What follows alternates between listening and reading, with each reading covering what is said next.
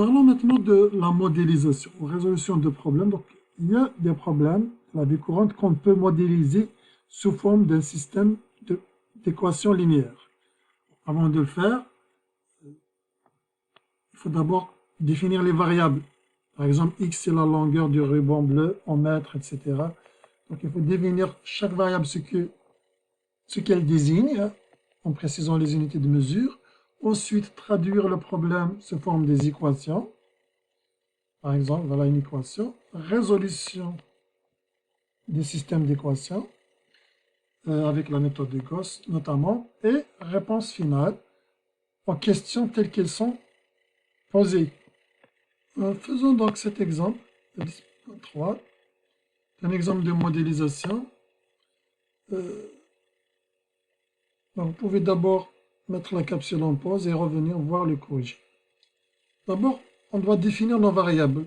Ce qui nous intéresse, à quel âge Laetitia a-t-elle accouché de Jean-Jacques. Donc on peut d'abord définir x, âge actuel, actuellement, hein, donc l'âge maintenant de Jean, et y, âge actuel de sa mère,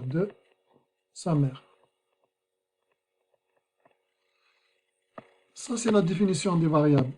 Maintenant, regardons qu'est-ce que disent les équations, que dit l'énoncé. On va essayer de traduire sous forme d'équation.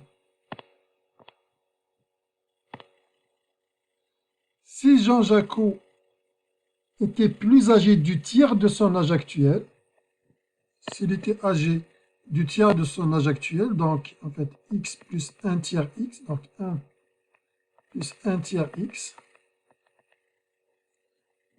il aurait la moitié de l'âge que sa mère avait il y a 2 ans. Il aurait 1 sur 2 y, la moitié de l'âge de sa mère.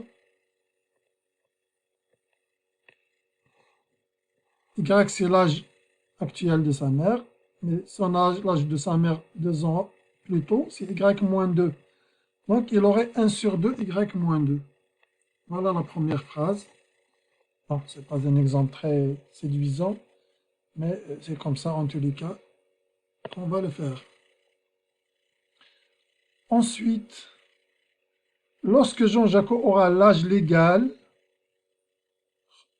requis pour fréquenter les bars du Québec, Laetitia aura le triple de l'âge actuel de son fils. L'âge légal pour fréquenter les bars au Québec, ça devrait être 18. Hein. Donc on va résoudre le problème avec 18 ans. Maintenant, comment traduire l'énoncé suivant? Quand il aura son âge actuel, c'est x. Et quand il aura l'âge de fréquenter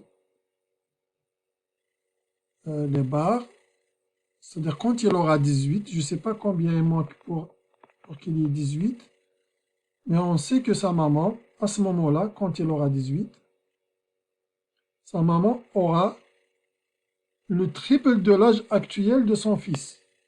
Cette dernière observation, on peut l'exprimer sous forme de l'équation suivante. Donc, l'âge actuel de Laetitia, c'est y. Son âge quand son fils aura 18 ans, c'est l'âge actuel plus ce qui manque à 18 ans, 18 moins x. C'est 18 moins x qui manque à Jean-Jacques pour avoir 18 ans. Donc à ce moment-là, son âge, l'âge de Laetitia sera ça, et il sera égal à 3 fois l'âge actuel. Voilà donc le système d'équations qu'on pourra écrire sous la forme standard. Voilà donc éventuellement la première équation, on peut, si on ne veut pas avoir de fraction, multiplier par exemple par 6 par exemple. Si on ne souhaite pas avoir de fraction, on peut multiplier toute la première équation par 6, ce qui donne par exemple. Voilà donc comment on modélise. Bien sûr, on doit résoudre avec la méthode de Gauss qui va nous donner la solution suivante. On obtient donc l'âge actuel de Jean-Jacques et de sa maman. On peut vérifier que les conditions telles qu'elles sont énoncées ici sont vérifiées. C'est-à-dire la première énoncée, nous ont dit ici Si Jean Jaco était âgé un tiers supplémentaire de son âge actuel, un tiers de 15, donc c'est 5. Donc s'il était âgé de 20 ans, il aurait l'âge de sa maman il y a 2 ans. La moitié de l'âge de sa maman il y a 2 ans. Donc là, on est correct. Et la deuxième, c'est que quand sa maman, euh, lorsque son fils aura l'âge de fréquenter des bars du Québec, donc dans 3 ans, sa maman aura 45 ans. Elle aura 3 fois son âge actuel. Ah, donc on a trouvé la bonne réponse. Enfin, la bonne réponse concernant l'âge actuel de Jean Jaco et de sa maman. Mais la question qui a été posée, à quel âge Laetitia a-t-elle accouché de Jean Jaco? Donc maintenant, on doit répondre à la question qui est posée. Donc, à l'âge de 27 ans. La réponse, c'est 27 ans, l'âge de Laetitia, lorsqu'elle a eu son fils, Jean Jaco.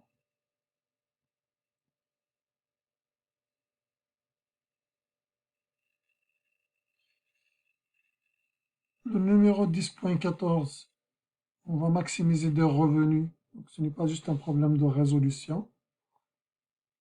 Il ne fait pas partie de ce chapitre.